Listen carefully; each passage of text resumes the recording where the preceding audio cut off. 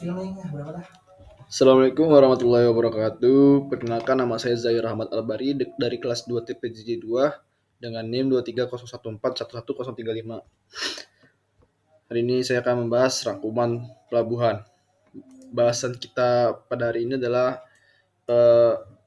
prinsip perencanaan pelabuhan, perencanaan jumlah terminal dan prediksi volume penumpang, kinerja pelabuhan, fasilitas pelabuhan barang, fasilitas pelabuhan penumpang, dan fasilitas pelabuhan minyak, dan yang terakhir ada ringkasan.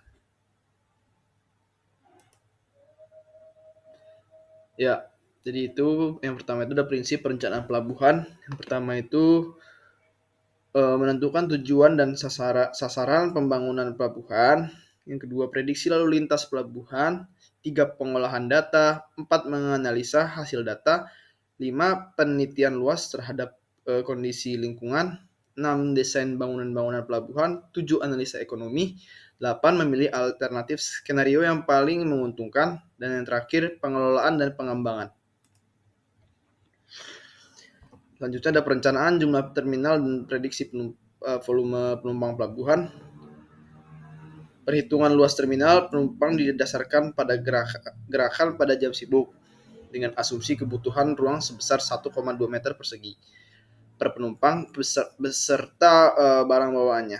Pada keadaan tersibuk, jumlah penumpang diasumsikan 2 kali lipat dari jumlah normal.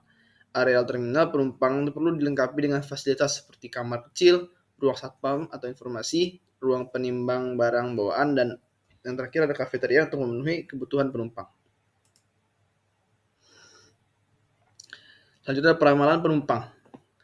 Ramalan adalah perkiraan mengenai kejadian di masa depan. Dalam pengembangan pelabuhan diperlukan masukan terkait aktivitas utama seperti bongkar muat barang, naik turun penumpang, arus kunjungan kapal. Data ini membantu memproyeksikan kebutuhan dan mendukung perencanaan pelabuhan yang efektif. Selanjutnya ada kinerja pelabuhan.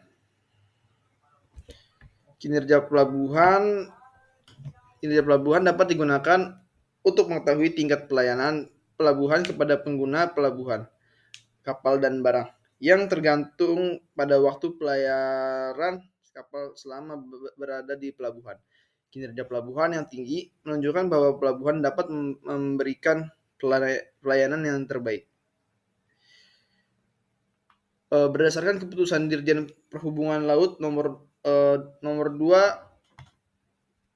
sekian tentang standar kinerja pelayanan operasional pelabuhan. Kinerja pelayanan operasional adalah hasil kerja terukur yang dicapai di pelabuhan dalam melaksanakan pelayanan kapal, barang, utilitas fasilitas, dan alat dalam periode waktu tertentu.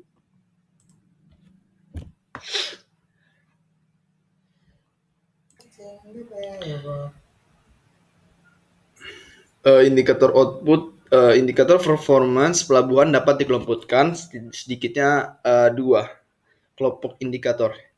Yang pertama itu indikator output kinerja pelayanan kapal dan barang dan produktivitas.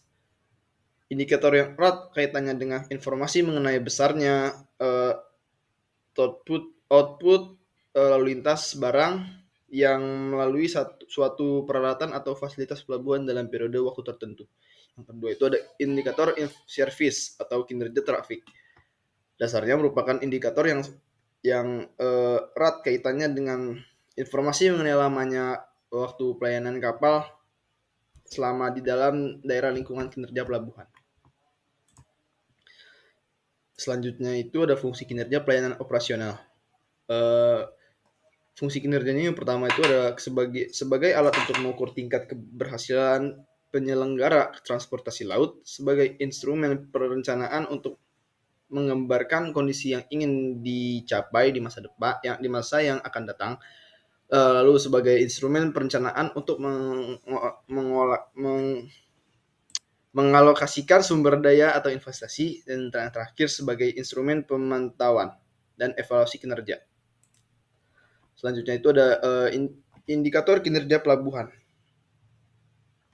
Yang pertama itu ada waktu tunggu kapal, lalu ada waktu pelayanan pemandauan, lalu ada waktu efektif, lalu ada birth time, lalu ada receiving, uh, dan delivery peti kemas, lalu tingkat penggunaan dermaga, tingkat penggunaan gudang, tingkat penggunaan lapangan, lalu kesiapan operasi peralatan.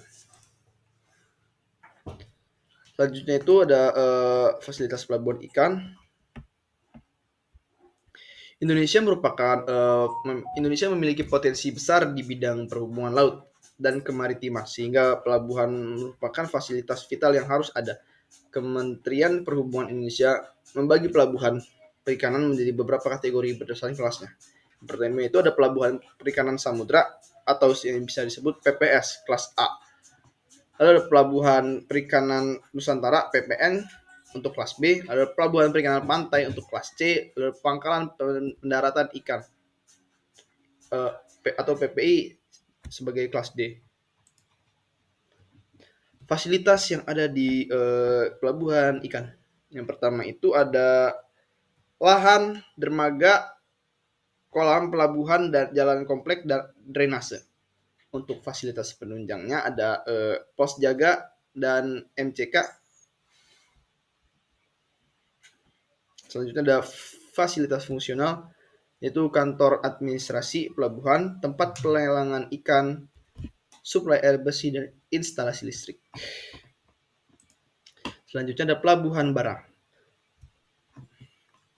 Pelabuhan barang ini khusus digunakan untuk mengangkut dan menurunkan barang. Setelah diturunkan dari kapal, barang disimpan dalam gudang terbuka. Sebelum dikirim ke tujuan, sebaiknya ketika akan diangkut, barang diambil dari gudang penyimpanan dan dimuat ke kapal pengangkut untuk dibawa ke tujuan.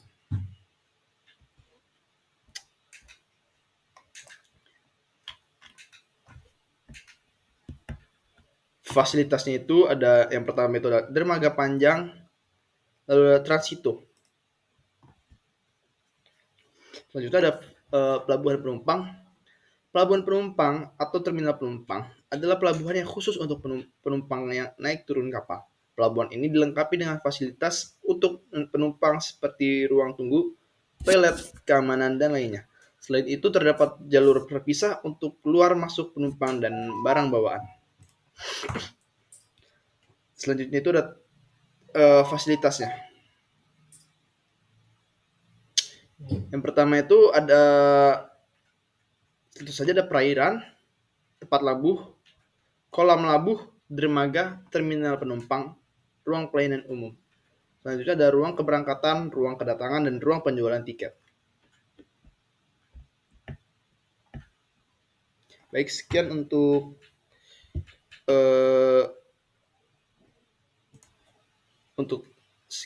telah ya, terima kasih sudah mendengarkan. Assalamualaikum warahmatullahi wabarakatuh.